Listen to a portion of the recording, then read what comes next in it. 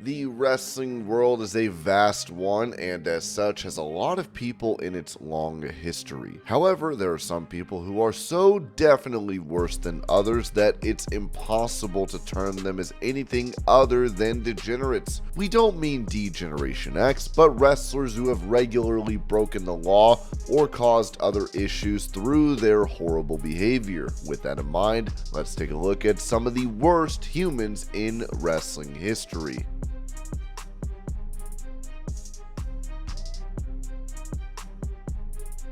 Everyone in the wrestling world was already aware that John Laurinaitis and Vince McMahon were not the nicest people in the world. After the allegations against them surfaced earlier this year in the lawsuit by Janelle Grant, that idea has never been more agreed on. No one could imagine the depth of depravity that the two indulged in. While both have denied it since the allegations surfaced, the details provided are quite horrifying. Vince McMahon apparently forced Grant into a relationship with himself where he held the power. He held compromising videos and photos of her, which he then shared with others that he knew. On top of that, he also invited John Laurinaitis into the relationship so that he could join them in having intercourse, and the three of them even had a threesome. McMahon apparently also defecated on Grant during one of the times, and also had her share videos of her urinating so that he could share with a certain former UFC heavyweight champion.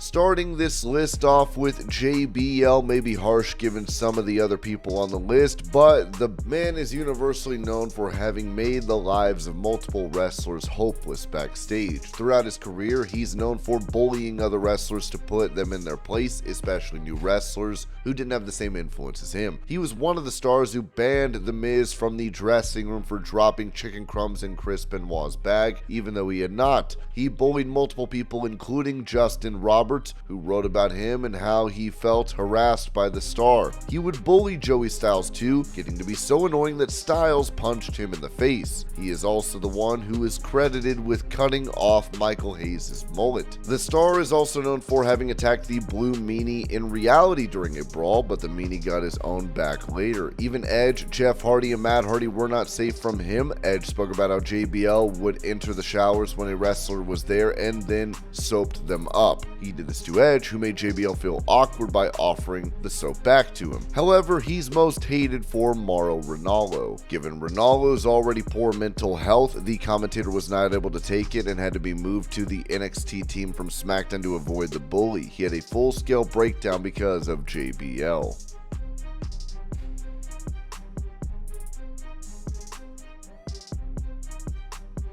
There are few women who have done more to hold back women's wrestling from developing to what it could have been than Fabulous Moolah. Still holding the record as the longest ever women's champion, it was easy for her to get that distinction as she owned the belt and decided who got it. She ruined the career of many younger female stars simply to one-up them when she felt insecure. This is only the politics she played, let alone the allegations that have come out about her sex trafficking several of the women who signed with her management. Not only were the women she was taking in having to pay her 25% of their earnings, a hugely high figure, to help get booked by her, but they were also having to pay huge amounts of rent. She was also sending them to different promoters promising they would do them sexual favors. She was also accused of drugging them. She also screwed over Wendy Richter out of the women's title with Vince McMahon in what is called the original screw job long before Montreal. Several stars were eventually stopped from having their own bank accounts or seeing their own children.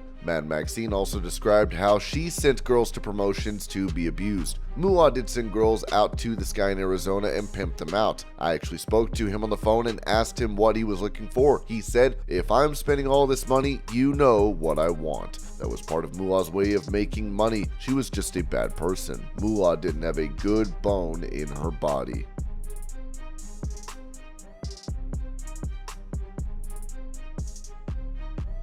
While the other stars are notorious, there are few wrestlers who are as notorious as Hard Body Harrison. The former WCW star worked there mostly as a jobber, but in real life, he was evil. He was arrested in 2008 for keeping 8 sex slaves in his home. Not only was he keeping them in his home as prisoners, he was also forcing them to have sex with others. He was also charged with sexual abuse and is sentenced to life in prison. He was found to be part of a sex trafficking and forced labor ring. He was found out when a few of the women were able to go to the police. He created a cycle of debt with most of these women where if they failed to complete any chores or if they broke any of his rules, they would owe him money.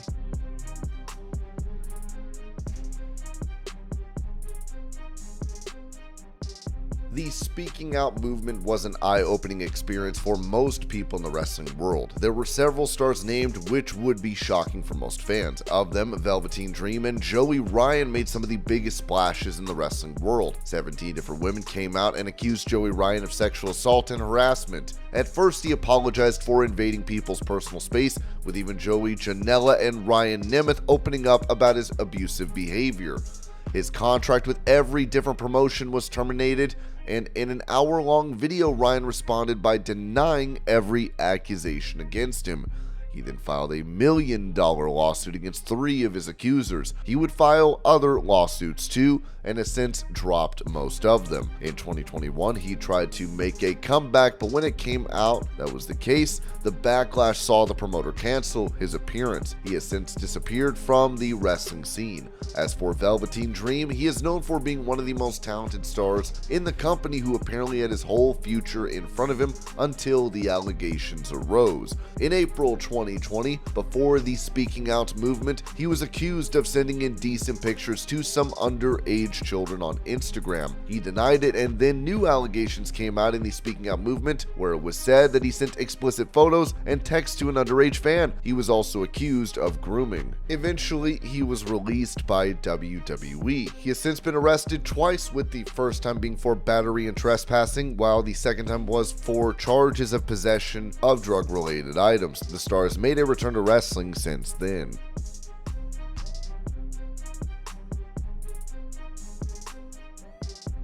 Chris Benoit was one of the best wrestlers to ever enter a ring, but all of that stopped mattering when the manner of his death became public knowledge. The star's death saw WWE host a tribute for him, but when it later became public what he had done, things quickly changed. Instead, he was wiped from their history, and even now his name does not appear anywhere on the WWE website. In 2007, he was discovered with his wife Nancy and their 7-year-old son Daniel. As it turned out, over a time of 3 days, Chris Benoit had killed his wife and his own son before he killed himself. His wife was tied up before he killed her, and he had drugged his son with Xanax and was then strangled. He then hung himself. The moment remains a black mark in wrestling history.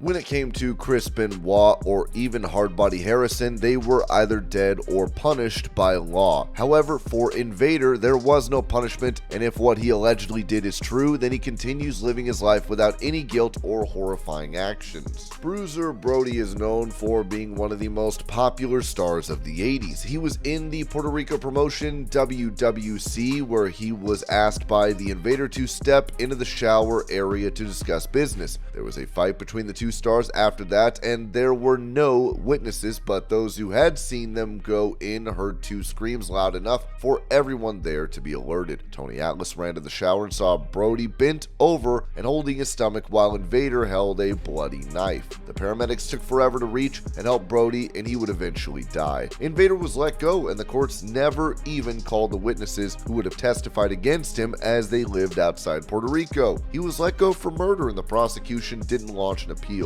Invader was friends with several very powerful people there as well, which might have played a role. All of this became more clear in the Dark Side of the Ring episode, where it turned out that Brody had some knowledge that would have seen Invader being fired.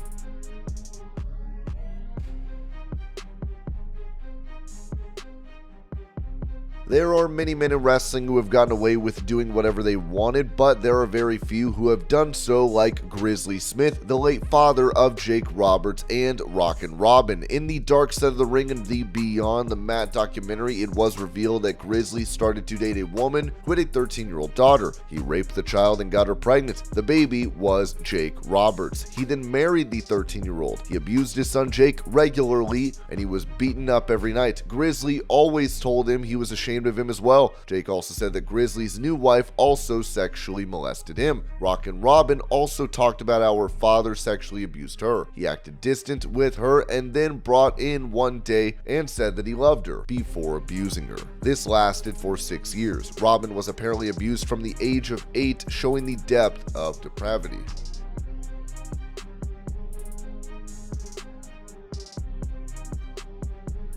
Not as well known a name as the rest of those on the list, the star might be considered one of the worst ever to ever have wrestled. Juana Barraza is a female luchador. Currently, the star has been sentenced to 759 years in prison. She killed multiple women over the age of 60, all of whom lived alone. The wrestler not only killed them, but did so by bludgeoning them and then strangling them. The search by the police took some time, and it was so elaborate, at some points the police even felt that more than one person might have been involved. She was categorized as a psychopath who felt no remorse. Former wrestler turned out to be the murderer. She was known as the Silent Lady in wrestling, and she was tried in 2008 with 40 deaths being charged. She admitted to one murder and said that she had always hated her own mother for how she was treated. She eventually was found guilty of 16 different charges of murder and ended up with 759 years in prison. And these were Wrestling Degenerates. I hope you're all having a great day. Thank you so much for watching, and I will see y'all later.